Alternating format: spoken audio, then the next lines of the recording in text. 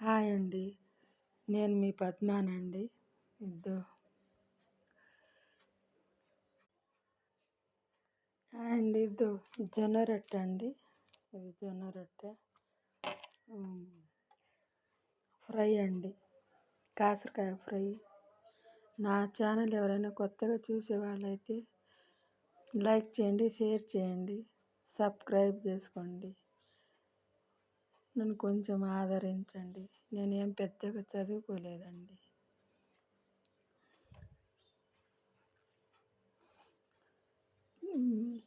బాగుంటుందండి జొన్న రొట్టె, కాకరకాయ ఫ్రై ఆరోగ్యానికి మంచిది.